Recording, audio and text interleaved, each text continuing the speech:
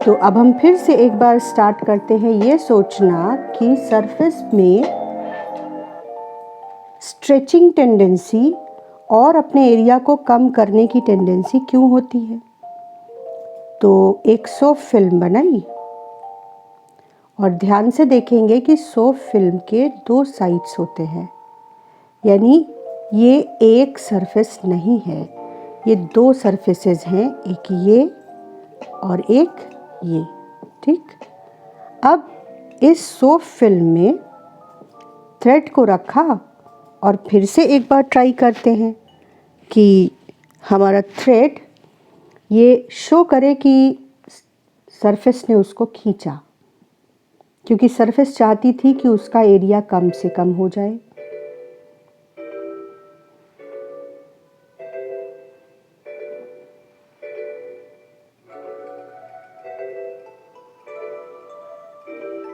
तो इस थ्रेड का परफेक्टली सर्कुलर हो जाना, जैसे ही ये बीच में जो सरफेस थी वो मेम्ब्रेन मैंने तोड़ी, तो ये सरफेस चारों तरफ से इस थ्रेड को खींच रही है।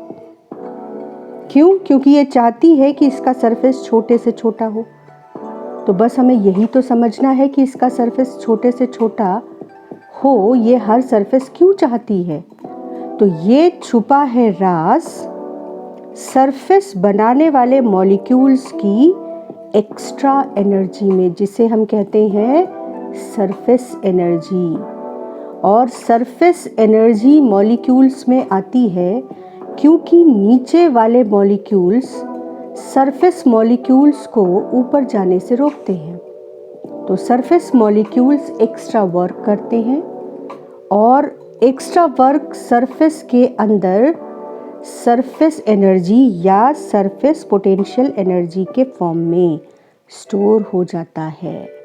ठीक, तो अब इसकी मॉलिक्यूलर थ्योरी को समझते हैं कि क्यों लिक्विड का सरफेस इस तरह से बिहेव करता है, और साथ में ध्यान रखते हैं कि सोप फिल्म का मतलब है 2 सरफेसेस, एक ये और एक ये।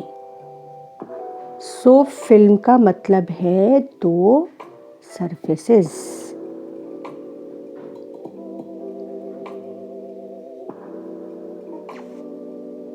नीचे वाली सरफेस और ऊपर वाली सरफेस।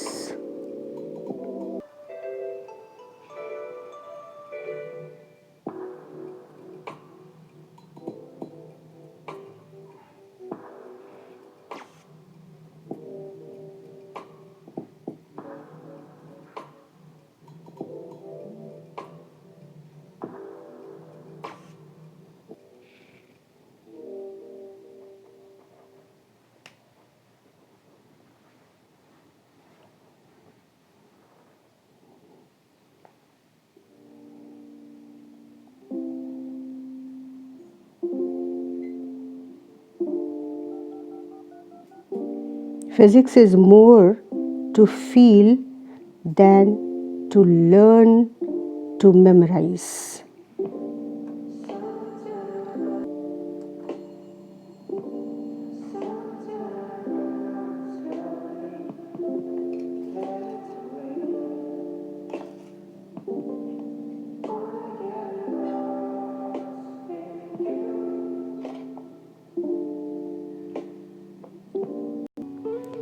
तो सरफेस के इस खास बिहेवियर का राज छिपा है सरफेस के फॉर्मेशन में। जो वाटर मॉलिक्यूल्स, अगर हम वाटर का केस लें, किसी भी लिक्विड का केस लें, तो जो मॉलिक्यूल्स लिक्विड के सरफेस फॉर्म करने के लिए ऊपर जाना चाहते हैं, उनको बाकी मॉलिक्यूल्स नीचे खींचते हैं। तो सरफेस मॉलिक्यूल्स को उस अट्रैक्शन फोर्स के अगेंस्ट काम करके सरफेस पर जाना पड़ता है। ये जो वर्क है, यही सरफेस मॉलिक्यूल्स के पास एडिशनल एक्स्ट्रा एनर्जी के फॉर्म में स्टोर हो जाता है, जिसको हम कहते हैं सरफेस पोटेंशियल एनर्जी। तो ये राज छिपा है उस एक्स्ट्रा वर्क डन और उस एक्स्ट्रा एनर्जी में जो सरफेस मॉलिक्यूल्स के पास स्टोर्ड होती है। तो अगर हम सरफेस टेंशन को मॉलिक्यूल्स के बिहेवियर के बेसिस पर एक्सप्लेन करें तो हम कुछ पॉइंट्स में उनको नोट करेंगे। यहाँ मैं तुम लोगों को नोट्स कैसे फॉर्म करो, पूरा एक्सप्लेनेशन सुनने के बाद कैसे उसके पॉइंट्स को खुद से नोट करो, इसका भी एक एग्जाम्पल ये भी समझाने की कोशिश कर रही हूँ। तो फर्स्ट पॉइंट क्या बना हमारा कि molecules of liquid has to work against attraction force of other liquid molecules to come up and form the surface.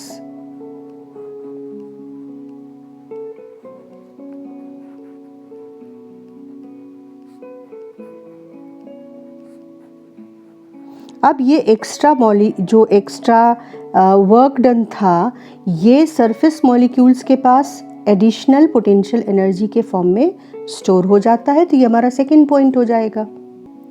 तो second point, this work done is stored with the surface molecules in the form of surface potential energy.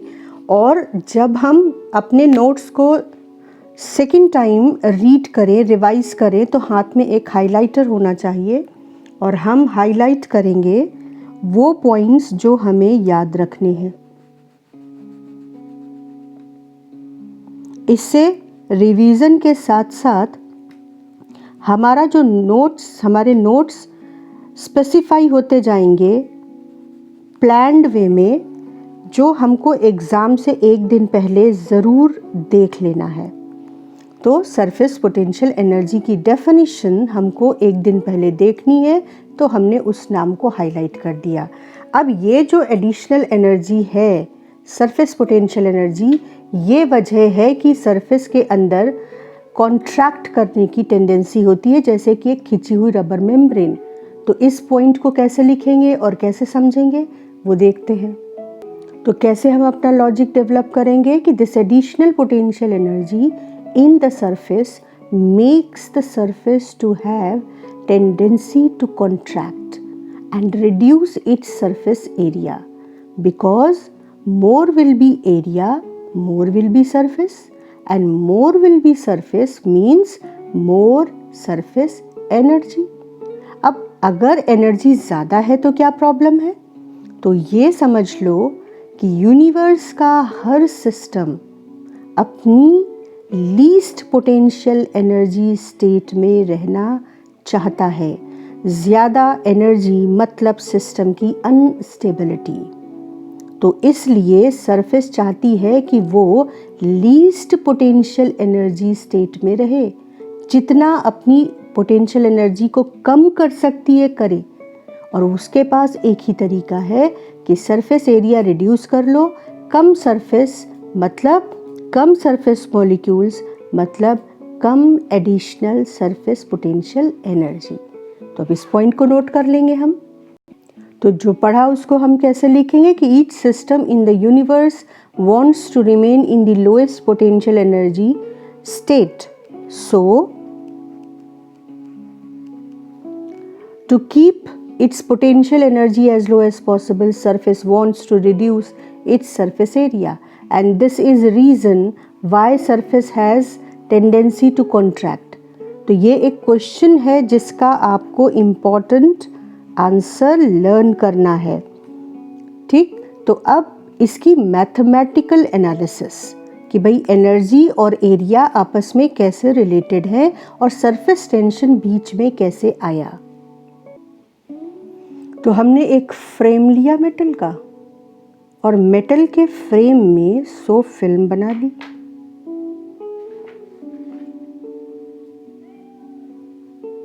और ये एक side 100 film की variable रखी, मतलब ये move कर सकती है साइड, ये साइड मूव कर सकती है। अब देखो जैसे ही ये फिल्म टूटी उसने इसको उस तरफ खींच लिया। तो बार बार इन एक्सपेरिमेंट्स के थ्रू हम एक्सपीरियंस कर रहे हैं कि कैसे ये साइड की फिल्म टूटी तो इस साइड की 100 फिल्म ने इस वेरिएबल साइड को अपनी तरफ खींच लिया। तो ये जो साइड वेरिएबल है इसको हम थोड़ा सा इधर खींचने की कोशिश करें तो हमको फोर्स लगाना पड़ेगा। तो अब हम इस एक्सपेरिमेंटल सेटअप को अपने पेपर पे समझते हैं कि कैसे मैथमेटिक्स हमको हेल्प करेगी सोप फिल्म की फोर्स को और उसकी एनर्जी को कैलकुलेट करने में। तो अब हम आ जाते हैं अपनी मेटल वायर की सोप फिल्म पर जिसका एक साइड वेरिएबल है। अब इस साइड को सोप फिल्म सरफेस टेंशन के फोर्स से इस तरफ खींचने की कोशिश करती है जिससे इसका सरफेस एरिया कम से कम हो सके। अब सरफेस एरिया कम हो सके उसके लिए जो ये फोर्स लगा रही है वो फोर्स हम सरफेस टेंशन की डेफिनेशन से निकालेंगे। फोर्स पर यूनिट लेंथ है surface tension of the surface. ये लेंथ मान लो है L, ठीक। लेकिन यहाँ ध्यान रखो सोप फिल्म में दो सरफेसेस होती हैं,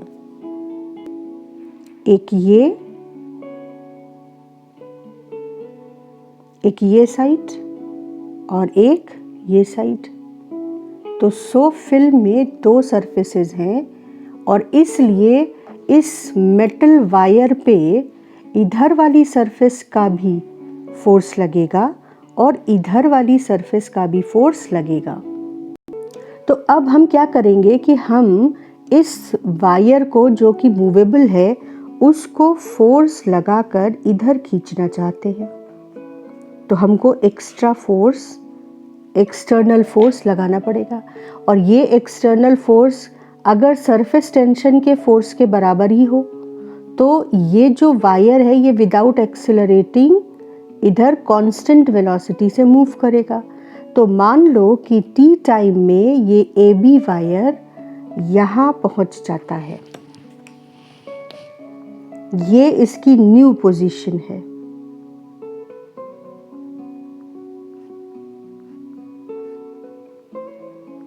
ये x डिस्प्लेस होता है और इसकी अपनी लेंथ L है। तो ये जो एडिशनल एरिया सरफेस का क्रिएट हुआ, इसको क्रिएट करने में मुझे कितना काम करना पड़ा? मुझको work done by external force to create additional area of the surface.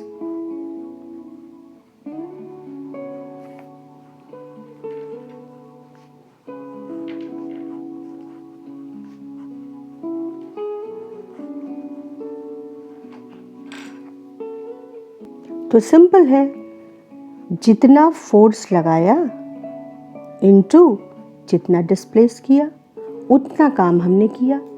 अब कितना फोर्स लगाया हमने फोर्स लगाया equal to force due to surface tension. तो force due to surface tension T into L है एक सरफेस पर, और अगर सरफेस दोनों साइड में है, एक्सपोज टू एनवायरनमेंट जो सरफेस लिक्विड की है उसे हम लिक्विड सरफेस कहेंगे। तो सोप फिल्म में तो नीचे और ऊपर दोनों साइड जो है वो एनवायरनमेंट को एक्सपोज्ड है। तो क्योंकि दो सरफेसेस हैं तो एक फोर्स ऊपर की लेयर लगा रही है, दूसरा फोर्स नीचे की लेयर लगा रही है। तो जो सरफेस टेंशन की वजह से इस वायर पे फोर्स लग रहा है that is 2 times force at one surface. तो हमको इतना ही एक्सटर्नल फोर्स लगाना पड़ा इसको बिना एक्सिलरेट किए यहाँ से यहाँ पहुँचाने में। तो हमने कहा कि हमने कितना काम किया, हमने काम किया जो फोर्स लगाया which is equal to this much into x। अब देखो t को अलग करो, 2 अलग करो और l x को एक साथ करो। तो l इंटू x, ये ग्रीन शेडेड एडिशनल एरिया जो सरफेस का क्रिएट हुआ, ये area L into x represent कर रहा है। तो हम यहाँ लिखेंगे सरफेस टेंशन क्योंकि दो सरफेसेस हैं तो 2 into the area additionally created is work done in creating this area। और यही वर्क डन तो इस सरफेस को, इस एडिशनल एरिया को सरफेस पोटेंशियल एनर्जी के फॉर्म में मिलेगा। तो हम आगे लिख सकते हैं, तो हम लिखेंगे कि सरफेस पोटेंशियल एनर्जी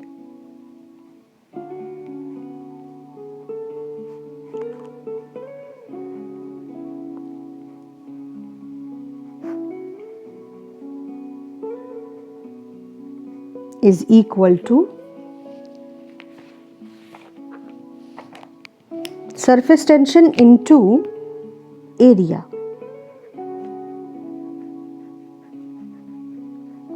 और क्योंकि सोप बबल में दो सरफेसेस थी तो दो सरफेसेस क्रिएट हुई जब हमने इस वायर को पुल किया, तो यहाँ पे हमने 2 भी लगा दिया।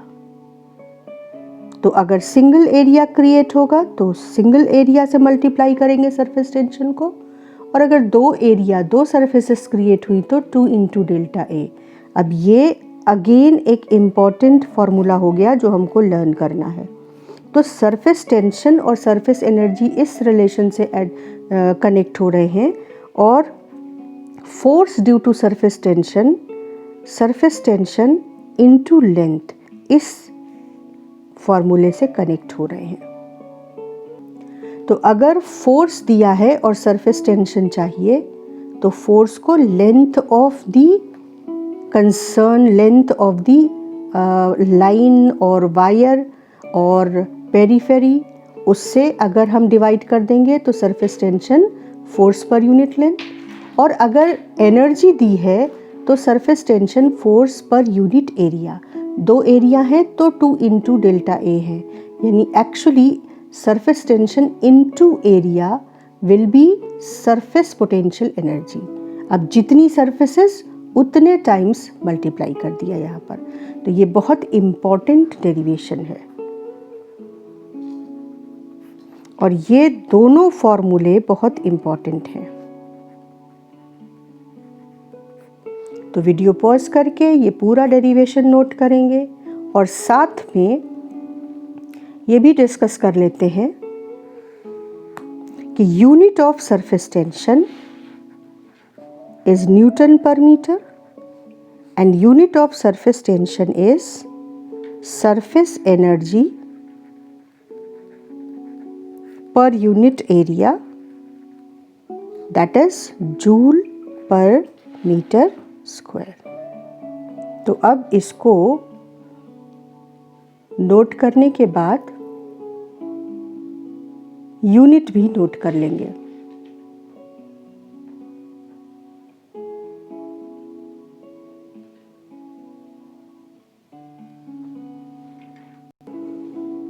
अब बहुत फेमस क्वेश्चन है ये, that if a drop of radius r and surface tension T is broken into n equal drops, then find work done। बहुत इम्पॉर्टेंट क्वेश्चन है ये, क्योंकि इसमें सिर्फ वर्क डन नहीं, डिक्रीज और इंक्रीज ऑफ टेम्परेचर भी पूछ लिया जाता है। तो अब देखो इस क्वेश्चन को कैसे सोचेंगे। एक ड्रॉप जिसका रेडियस r था, तो इनिशियली ड्रॉप की वॉल्यूम कितनी थी? इनिशियली जो लिक्विड था वो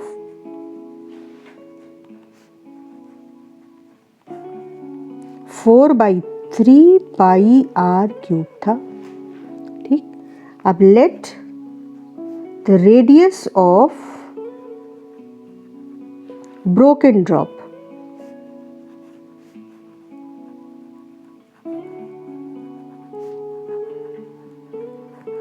बी स्मॉल r। तो लिक्विड का वॉल्यूम तो चेंज नहीं होगा, तो जो लिक्विड ड्रॉप्स अब बनी उनका टोटल वॉल्यूम कितना होगा? Total volume of n drops, that will be n into 4/3 pi small r cube। अब क्योंकि लिक्विड का वॉल्यूम चेंज नहीं होगा तो ये इक्वल होने चाहिए। So 4/3 pi capital R cube should be equal to n times 4/3 pi small r cube. 4/3 चला गया, पाई चला गया, so small r is r by n to the power 1/3। तो सबसे पहले हमने हर छोटी ड्रॉप का जो रेडियस है वो बड़ी ड्रॉप के रेडियस के टर्म्स में निकाल लिया। अब कैसे सोचेंगे इसको आगे, लॉजिक बढ़ाएंगे। देखो इनिशियल सरफेस एनर्जी कितनी है,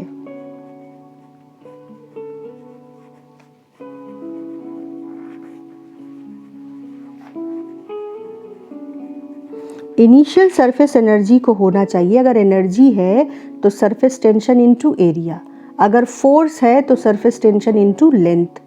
ठीक, तो इनिशियल सरफेस एनर्जी हो जाएगी, क्योंकि ये ड्रॉप है, लिक्विड ड्रॉप, मतलब अगर ये लिक्विड ड्रॉप है तो अंदर लिक्विड है और सिर्फ एक सरफेस है जो एटमॉस्फेयर को एक्सपोज्ड है, मतलब सिर्फ एक सरफेस है, तो surface tension into area of that surface. इतनी एनर्जी थी जब सिंगल ड्रॉप थी, और जब n ड्रॉप्स हो गई finally surface energy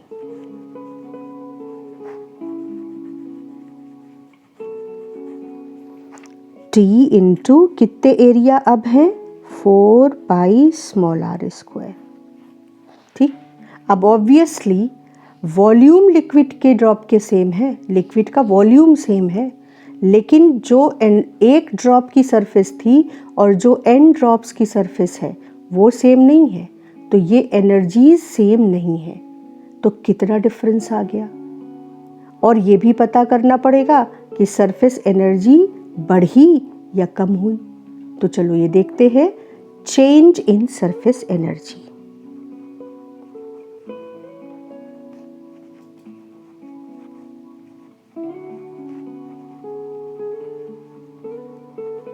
that is, अब पता करना है इन दोनों में से कौन सी एनर्जी ज़्यादा हुई। तो एक ड्रॉप थी तो सरफेस इतनी, लेकिन अगर n ड्रॉप्स हो गई तो n सरफेसेस क्रिएट हो गई, और टोटल जो सरफेस एरिया लिक्विड का अब है n ड्रॉप्स का, वो एक ड्रॉप से ज़्यादा है, मतलब सरफेस बढ़ गई। तो n ड्रॉप्स में टूटने पर लिक्विड की सरफेस बढ़ गई, ज़्यादा लिक्विड मॉलिक्यूल्स एनवायरनमेंट को एक्सपोज हो गए, तो सरफेस एनर्जी बढ़ गई, मतलब ये एनर्जी ज़्यादा है और ये कम है। तो एनर्जी में चेंज जो आया वो हो गया T n 4 पाई small r square minus T 4 पाई r स्क्वायर। अब इसको ऑब्वियसली हमको सिंप्लीफाई करना पड़ेगा, तो उससे पहले हम अभी तक जो हमने किया है वो स्टेप्स देख लेते हैं।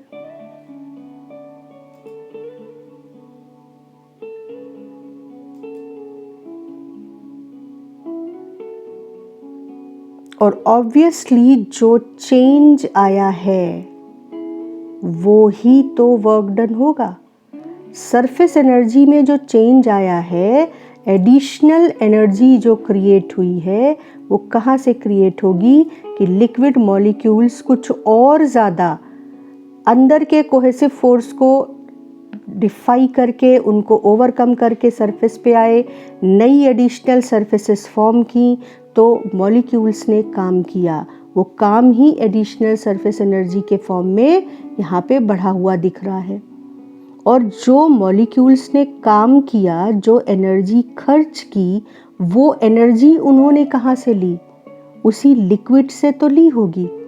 तो लिक्विड से एनर्जी लेने का मतलब लिक्विड की मॉलिक्यूलर एनर्जी कम हो गई, और वो किस फॉर्म में चेंज हो गई? लिक्विड की मॉलिक्यूलर काइनेटिक एनर्जी कम हो गई, क्योंकि लिक्विड की सरफेस पर वो पोटेंशियल एनर्जी के फॉर्म में अब स्टोर हो गई यहाँ पर। तो जो मॉलिक्यूलर काइनेटिक एनर्जी कम हुई, उससे लिक्विड का ड्रॉप पोटेंशियल जो टेम्परेचर है वो ड्रॉप हो जाएगा, क्योंकि लिक्विड का, गैस का, जो किसी भी बॉडी का टेम्परेचर उसके मॉलिक्यूल्स की काइनेटिक एनर्जी डिसाइड करती है। तो यहाँ पर मॉलिक्यूल्स ने काम किया, एनर्जी खर्च की और सरफेस पर आकर नई सरफेस फॉर्म की। उस ड्यूरेशन में उन्होंने जो एनर्जी खर्च की वो उन्होंने लिक्विड के मॉलिक्यूल से ही ली। तो लिक्विड मॉलिक्यूल्स की काइनेटिक एनर्जी कम हो गई और वो सरफेस पे पोटेंशियल एनर्जी के फॉर्म में प्रकट हो गई, और लिक्विड के मॉलिक्यूल्स की जो काइनेटिक एनर्जी डिक्रीज हुई उसने उस लिक्विड का टेम्परेचर कम कर दिया। यही वजह है कि जब हम स्प्रे करते हैं तो जो नोज़ल पर एक ड्रॉप आती है वो कई ड्रॉप्स में टूटती है, और वो कई ड्रॉप्स में टूटती है तो जो एक ड्रॉप कई ड्रॉप्स में बदल गई उसकी वजह से उस ड्रॉप की टेम्परेचर, उस लिक्विड की ड्रॉप का टेम्परेचर कम हो जाता है और हमें ठंडा फील होता है। तो अब हम यहाँ पर कैलकुलेट कर चुके हैं कि चेंज कितना है। अब इसको हमें मैथमेटिकली सिंप्लीफाई करके वर्क डन निकालना है। तो चलो इस प्रोसेस को आगे बढ़ाते हैं। तो यहाँ से आगे बढ़ने के लिए हमको यहाँ पर स्मॉल r की वैल्यू कैपिटल R के टर्म्स में लिखनी होगी 4 पाई, और कैपिटल R के टर्म्स में स्मॉल r की वैल्यू आई थी n⁻⁴ और इसका पूरा स्क्वायर -t4 पाई r²। कॉमन जो ले सकते हैं वो कॉमन ले लेते हैं। तो अब अंदर बचा हमारे पास n r² upon n⁻⁴ minus r²। Further इसको सिंप्लीफाई करते हैं और 4 पाई t, r² भी कॉमन ले लिया। यहाँ पर आपके पास n है और यहाँ n⁻⁴, तो 1 माइनस 2/3 सरफेस जो ये जब ऊपर जाएगा तो ये -2/3 हो जाएगा। तो 1 माइनस 2/3 माइनस 1। फर्दर इसको सिंप्लीफाई किया, ये r² है, तो ये आपका बचा n⁻⁴ minus 1।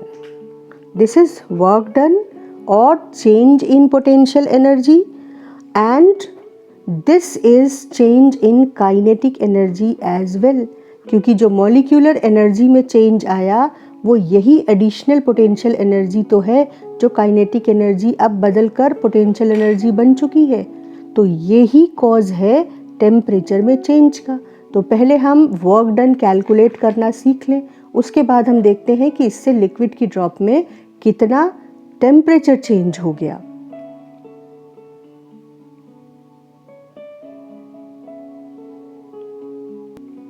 So after writing the logic or the point behind the cooling effect of the drop,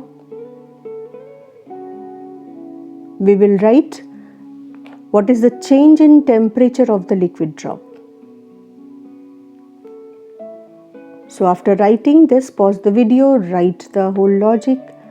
This is answer of the question why we feel cool when the liquid spray is poured upon us.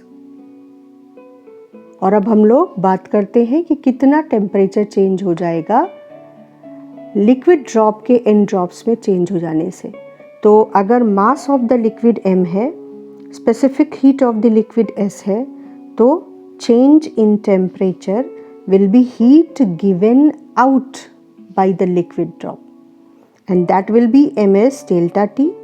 और ये change in energy, heat energy, will be equal to this additional change. Simply जो change energy में आया वो ही temperature को decrease कर रहा है। तो heat energy will B change in internal energy of the liquid drop. तो अब हम लोग न्यूमेरिकल में टेम्परेचर का चेंज भी कैलकुलेट कर सकते हैं। यहाँ पर अगर मास डायरेक्टली नहीं दिया हो और डेंसिटी लिक्विड की दी हो तो हम लोग मास को डेंसिटी इनटू लिक्विड का वॉल्यूम भी कर सकते हैं, ड्रॉप का वॉल्यूम।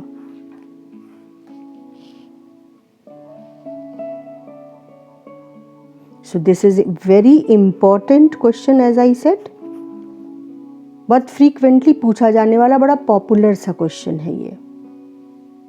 तो नेक्स्ट क्लास में हम लोग पढ़ेंगे लिक्विड ड्रॉप के अंदर प्रेशर क्या उतना ही होता है जितना ड्रॉप के बाहर, और अगर डिफरेंस होता है तो कहाँ ज़्यादा होता है और कितना ज़्यादा होता है।